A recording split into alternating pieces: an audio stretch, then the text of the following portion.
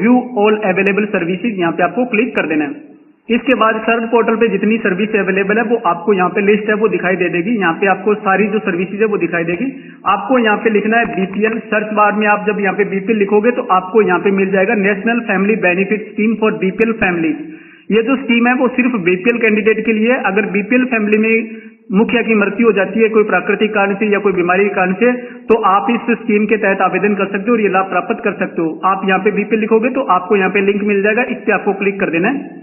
Click कर देने के बाद आपके सामने नई विंडो का पेज है वो पॉपअप आपके सामने ओपन होगा, इस तरह का पेज।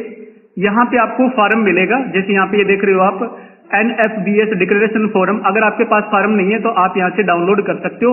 फॉर्म डाउनलोड करने के बाद आपको यहाँ पे प्रोसीड टू अप्लाई यहाँ पे आपको क्लिक कर देना है। इसका फॉर्म आपको साइट पे भी मिल जाएगा और आपको डिपार्टमेंट में मिल जाएगा। अगर साइट से आपको फॉर्म डाउनलोड करने में प्रॉब्लम आ रही है तो आप डिपार्टमेंट से प्राप्त कर लीजिए।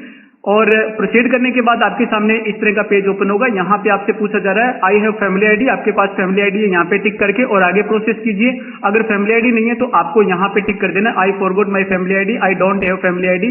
इसके लिए परिवार पहचान पत्र का होना जरूरी है। ये स्कीम हरियाणा स्टेट के लिए, अभी मैं हरियाणा स्टेट के लिए बता रहा हूँ आपको। अगर आप किसी दूसरे स्टेट से बिलोंग करते हो तो आपके स्टेट में किसी और नाम से हो सकता है। बीपीएल फैमिली पे कैंडिडेट को ये लाभ मिलता है। परिवार के मुखिया की मृत्यु हो जाने पे कई स्टेटों में ये लाभ दिया जाता है। हरियाणा में ये नेशनल फैमिली बेनिफिट स्कीम नाम से ये स्कीम है वो चलाई जाती है। तो आपको यहाँ पे क्लिक कर देना I have family ID. Family ID की जरूरत होती है। इस कॉलम में आपको अपनी फैमिली आईडी फिल कर देनी है और आपको click here to fetch family data यहाँ पे क्लिक कर देना है। फैमिली आईडी फिल कर देने के बाद आप जब यहाँ पे click here to fetch family data करोगे तो आपको यहाँ पे मेंबर की डिटेल है वो सेलेक्ट करनी है। यहाँ पे आपको एप्लीकेंट की डिटेल यहाँ पे चुननी है। आवेदन किसकी तरफ से कर रहे हो, जैसे परिवार में मुखिया की मृत्यु होगी तो उसकी वाइफ या उसके कोई भी लड़का या लड़की है वो आवेदन कर सकता है। तो आपको यहाँ पे चूज कर लेना कि आप किसके नाम से आवेदन कर रहे हो और इसको ओके कर दीजिए और यहाँ पे गेट मेंबर डाटा यहाँ पे आपको क्लिक कर देना है। इसके बाद आपका जो रजिस्टर्ड नंबर है फैमिली आईडी में उस पर एक ओटीपी मैसेज आएगा। मैसेज आपको इस कॉलम में फिल कर देना है। ओटीपी नंबर इसमें फिल करके और वेरीफाई ओटीपी कर देना है। ओटीपी वेरीफाइड हो जाने के बाद आपको यहाँ पे मिलेगा जो मेंबर आपने एप्लीकेंट है वो वेरीफाइड हो चुका है, जैसे आप यहाँ पे देख रहे हो। और नीचे आपको पूरी डिटेल है वो डिटेल मिल जाएगी, जैसे यहाँ पे नाम और यहाँ पे एड्रेस वगैरह आपको यहाँ पे दिखाई देगा। इस पेज को स्क्रॉल डाउन कीजिए। स्क्रॉल डाउन करने के बाद आपको यहाँ पे मेंबर चूज करना होता है जिसके लिए आप अप्लाई कर रहे हो। तो मेंबर का नाम यहाँ पे सेलेक्ट कर लीजिए, इसको ओके कर दीजिए। जिस मेंबर की डेथ हुई है उसको ओके कर दीजिए। उसके बाद उस मेंबर की पूरी डिटेल आपके सामने यहाँ पे ऊपर ओपन हो जाएगी।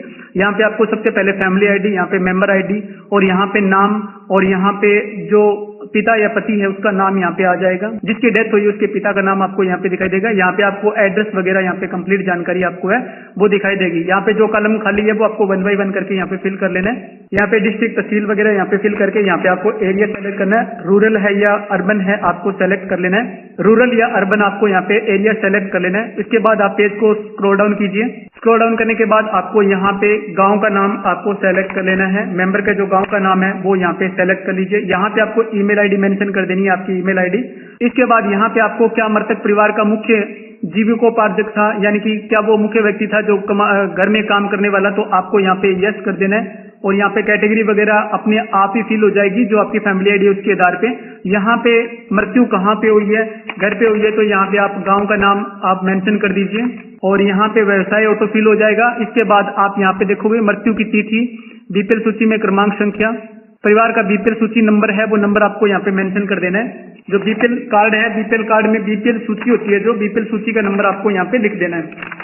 ये डिटेल फिल कर देने के बाद पेज को स्क्रॉल डाउन कीजिए। पेज को स्क्रॉल करने के बाद आपको यहाँ पे दिखाई दे रहा है आवेदक की फोटो। यहाँ पे आपको आवेदक की फोटो है वो फिर आपको अटैच कर देनी है, जो एप्लीकेंट उसकी फोटो। इसके ऊपर आपको यहाँ पे दिखाई दे रहा है। स्क्रॉल डाउन करने के बाद आपको यहाँ पे दिखाई दे रहा है फुल एड्रेस। फुल एड्रेस आपका जो है फैमिली आईडी से ऑटो फिल हो जाएगा और इसके सामने आपको यहाँ पे दिखाई दे रहा है name and full address of police station. तो यहाँ पे आपका पुलिस स्टेशन है उसका नाम आपको यहाँ पे मेंशन कर देना है। इसके बाद यहाँ पे आपको एप्लीकेंट की फोटो है वो फोटो आपको अटैच कर देनी है।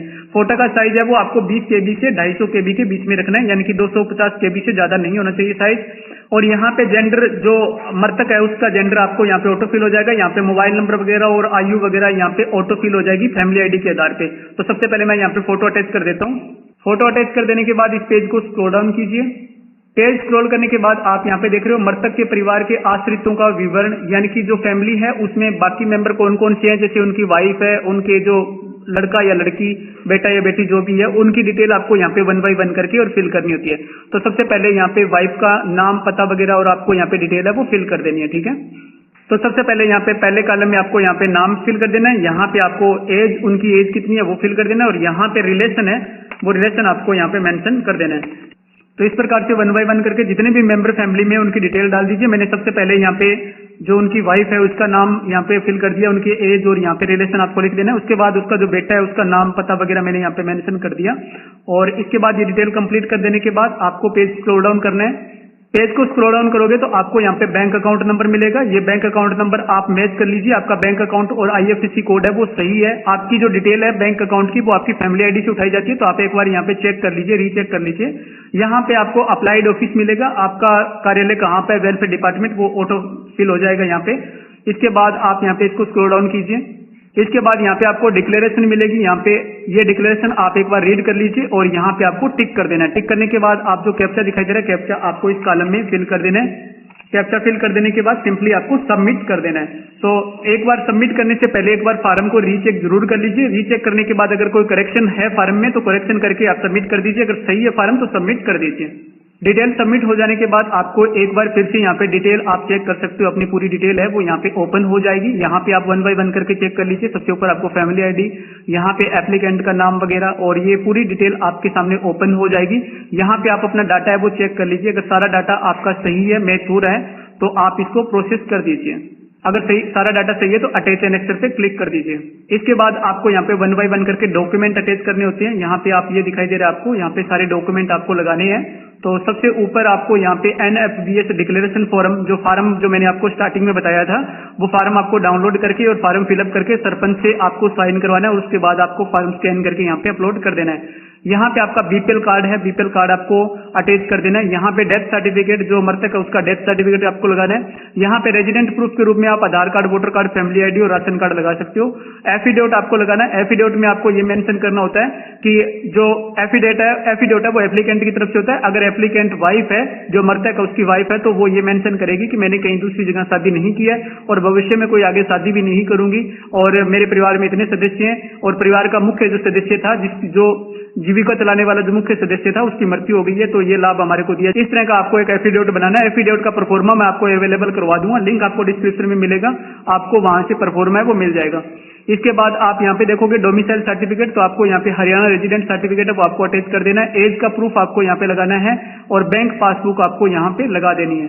तो इस प्रकार से मैंने 1 बाय 1 करके डॉक्यूमेंट है वो अटैच कर दिए। सबसे पहले मैंने ऊपर यहाँ पे NFBS डिक्लेरेशन फॉर्म, जो फॉर्म है वो मैंने यहाँ पे अपलोड कर दिया है, और उसके बाद यहाँ पे BPL प्रूफ मैंने यहाँ पे, एक बात आपको यहाँ पे ध्यान रखना है, आपको यहाँ पे डॉक्यूमेंट है वो PDF फॉर्मेट में अपलोड करने हैं, और डॉक्यूमेंट का जो साइज है वो 300 KB से कम रखना है, ठीक है। 300 KB से कम PDF फाइल बनानी है और वो आपको यहाँ पे अटैच करनी है। यहाँ पे मैंने BPL राशन कार्ड और BPL सूची है उनकी PDF बना के अपलोड कर दी। यहाँ पे आप देख रहे हो डेथ सर्टिफिकेट, मैंने यहाँ पे डेथ सर्टिफिकेट अपलोड कर दिया है। रेजिडेंट प्रूफ में मैंने हरियाणा डोमिसाइल सर्टिफिकेट और BPL राशन कार्ड है उसको अटैच करके और PDF बना के यहाँ पे अपलोड कर दिया। इसके बाद आप देख रहे हो यहाँ पे एफिडेविट, तो मैंने यहाँ पे एफिडेविट लगा दिया, जो एप्लीकेंट की तरफ से एफिडेविट होता है वो मैंने यहाँ पे अटैच कर दिया है। इसके बाद यहाँ पे डोमिसाइल सर्टिफिकेट है, डोमिसाइल सर्टिफिकेट में मैंने डोमिसाइल सर्टिफिकेट अपलोड कर दिया है। एज प्रूफ में मैंने यहाँ पे एप्लीकेंट का जो एज प्रूफ है उसमें मैंने वोटर कार्ड और आधार कार्ड डाला है यहाँ पे, तो वो दोनों मैंने अपलोड कर दिया। आप वोटर कार्ड डाल सकते हो, स्कूल का कोई सर्टिफिकेट है वो डाल सकते हो, जन्म प्रमाण पत्र डाल सकते हो, ये डॉक्यूमेंट आप डाल सकते हो। यहाँ पे आप देख रहे हो बैंक पासबुक, तो मैंने यहाँ पे एप्लीकेंट की जो बैंक पासबुक है वो मैंने यहाँ पे अटैच कर दिया है। तो यहाँ पे मैंने 1 बाय 1 करके सभी डॉक्यूमेंट अपलोड कर दिए। आपको ये डॉक्यूमेंट है वो अपलोड कर देने हैं। ध्यान रखना है आपको, इसमें जरूरी डॉक्यूमेंट रहते हैं, BPL कार्ड आपका होता है, death certificate, resident proof, affidavit, और आपको हरियाणा डोमिसाइल जाति प्रमाण पत्र साथ में अटैच कर दीजिए, और एज का कोई प्रूफ आपको लगा देना है साथ में, और बैंक अकाउंट है वो लगा देना है, और एक ये होता है डिक्लेरेशन फॉर्म, ये आपको लगा देना है, सरपंच वगैरह से वेरीफाइड करके ये लगवाना होता है, ये आप लगा दीजिए।